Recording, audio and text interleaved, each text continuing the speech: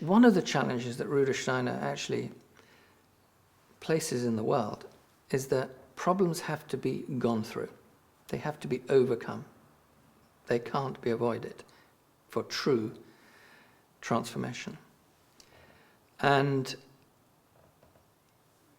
any offer of education or intervention that doesn't value at the heart the freedom of the individual to continue recycling their own pain, if you like, or their own trauma, if they don't want to take that step, it is absolutely clear you can only offer them simple tools to start that journey.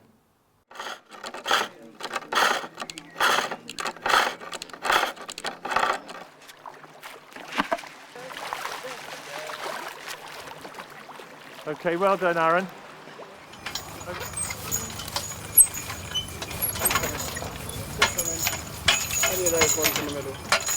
The core business of Ruskin Mill College is to work with young people with learning difficulties and disabilities, age 16 to 25, so right in that teenage going into young adulthood. And the purpose of working with them is to give them another chance. Quite often the young people that we work with have failed a lot in their previous experiences. And so the curriculum we offer, the practical skills, the therapeutic aspects, enable them to re-engage in their learning, increase their self-confidence and self-esteem, and develop social skills that prepare them for when they leave. Yeah. And this is done largely through crafts, it's sort of hands-on activity, isn't it? It is. It's all practical skills, land and craft work. And the wonderful thing about that is the opportunities that work creates for different learning styles and the therapeutic aspect. So, for example, quite a few of our young people have had traumatic family situations and upbringings in childhoods. And so by working through movement and the practical activities such as green woodwork, we're able to recreate some of those early developmental stages that they may have missed in an age-appropriate manner. And the ability to focus the dialogue between brain, heart and hand, which was one of the great interests of Rudolf Steiner, but not only Rudolf Steiner, Tolstoy had the same vision, and so did Ruskin, as well as Gandhi. So these greats of the last century all had this visionary view that education, life, needed to move from duality to a kind of trichotomy, to a threefoldness. The craft curriculum that we offer is a portal and entry point for them to develop their courage and to learn to reflect on the skill of what they've done. So immediately, discrimination is required, and then the emotional charge of the delight of having achieved something. And then the kind of feedback loop of that delight being venerated or reciprocated by peers, parents, or staff. I think that's in essence one of the key things that we're trying to do. In terms of having achieved any outcomes in the last 20 years, I think yes, because the organization has grown from 35 students to 300 students, and from around 20 staff to 650 staff. And the method has grown right across the UK. Gables Farm is a central part of the provision at Ruskin Mill, and what we have here is it's a biodynamic farm with a hybrid of Waldorf education and also a very, very deep therapeutic stream that runs through it as well.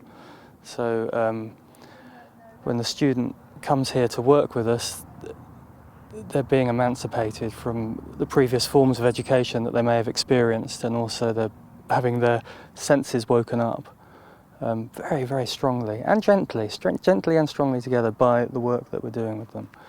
So in working with the horses, taking hold of the reins, taking this responsibility with an animal, and feeling where they end and where something else begins, and then there's this fantastic sense of movement through the landscape, their own movement, need to tread carefully where they're going, and then their own sense of well-being, their own sense of life really invigorated by these processes. And when we look at the horses working the land, we have the soil, we have the plant, we have the animal, and then we have the human taking control, working towards a kind of higher end, growing food to serve the wider community. And that's what we're doing here. I mean, these young people have had difficulties, haven't they? But would any youngster benefit from doing this? Absolutely, and I know from my own children that they love coming out and working on the farm, and if the horses are working, then they want to be here. And anybody coming in and actually experiencing this work receives a vitalisation from it, because it's so connected. It's education which looks towards life. There's nothing abstract about it. You're doing something, there's a purpose, there's a result, and there's an emotional response to it between you, the land, the animal, and other people that you're working with as well. Because that's an element very missing in education today, isn't it? And crafts as well. I mean, they're going out the window. Absolutely, absolutely, yeah. And I guess what we like to do is we like to see the whole process through. You know, so if you go to a modern secondary school, they break processes down. But here we see the process through from beginning to end. So from design and concept right through to manufacture and product, and then consuming and use of that product. And we try and bring beauty into the form as well. So whilst you're seeing agriculture, you're also seeing something which is extremely aesthetically pleasing as well. And when you stand back and look at, you know, a row of potatoes growing, and you know what's the work that's gone into it, that also enhances your experience of those potatoes. So. A little bit more, quite nice. And if those bags are open like this, it works really well. There you are, go again. Is it tempting to do both at the same time? Yeah. So try to do. We're educating more than just the intellect of the student, because that hasn't worked for them very often in the past. So we're really educating the head, the hands, the heart, and seeing them as a whole being, and understanding that if you educate the hand, then actually you're educating the head as well through your feeling realm. So it's a very holistic picture of how to educate somebody. And that happens on the farm and in the craft workshop and in the kitchen and in the household, wherever the students are encountering life at Ruskin Mill. One of the messages that Ruskin Mill has been endorsing for the last 20 years is we've got to collaborate with many other different disciplines. And if Rudolf Steiner's ideas have traction and credibility, they will start to show up. They will start to work. They will start to be seen to be highly innovative. And what I've again discovered over and over is to be on the ball about finding current new evidence, particularly in the biological sciences, particularly in psychology, particularly in the neurological area, where most of what his perception of a new emerging picture, a non-reductive emerging picture of the human being, is starting to become validated, particularly in neuroscience. To the conference in London on Thursday. How do the authorities view this place? Well, we're very lucky. One of the reasons that I became interested in leadership within the Trust was I noticed that there were changing external requirements, government legislation coming in, that we really had to work hard to make sure, safeguard the curriculum that we were delivering and meet the external requirements. So I became very interested in that challenge because I was passionate about the work that was going on with the Trust and at Ruskin Mill College, and I was really interested in helping the young people. So we have probably worked very hard for at least 8 years on aligning some aspects to the external requirements, matching and articulating what we do in a way that other agencies can understand it. And the real highlight for me, if you like, was last year we had a full inspection by the quality agency in the government, Ofsted, and we got the highest grade that we possibly could, and the report that they wrote about us was very, very positive. So we have achieved the ability to be recognized by external agencies as being of high quality, something that works and benefits. Excellent. Brilliant. And hold the net upright so we don't hit anyone with the handle, and off you go. The only thing I hate is they're really floppy. There's a different remit for learners over the age of 16. So we're not obliged to follow the national curriculum, for example. So we do have more freedom already in our curriculum.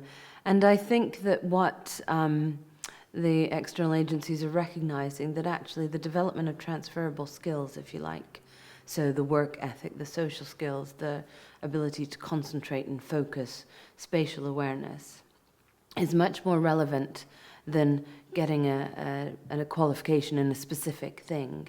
And for me, it's the confidence and the re-engagement in learning, and the fact, you know, that they then learn how to learn again, and that skill that they develop through working through the practical skills activities is so important, that it's a stepping stone for them to move on to something else when they leave. Yes, so you're not training craftsmen or farmers necessarily. No, absolutely. And that was difficult to explain to the external agencies, because they say, well, there's no jobs in green woodwork. There aren't jobs in felting. Why are you doing these qualifications and these activities? But what they now are able to see is the importance of those activities in terms of transferable skills and work skills as well. I think that what happens a lot in education is you're trained to do certain specific exams or tests. You learn how to take an exam or a test, and it's something that's very specific. And the beauty of the practical skills activities is that you can learn a skill of staying focused, or of following a sequence of activities or tasks to get to a finished product, working as a team, working independently without support, that no matter what you're doing, you can apply that learning. So I remember at school learning algebra. You know, it was something that we had to do. I don't use algebra. You know, it's really, even though they're not going to be green woodworkers or Iron Age forgers, they're learning skills around health and safety and spatial awareness and everything else that they will use with them for the rest of their lives. And that's one of the fantastic things. And it's real practical things. They end up with something, you know, in the craft work, they end up with something concrete that they can be proud of. And usually it's something that they can use, which is even better. So not only do they have the learning to take with them for life, but they also have an artifact.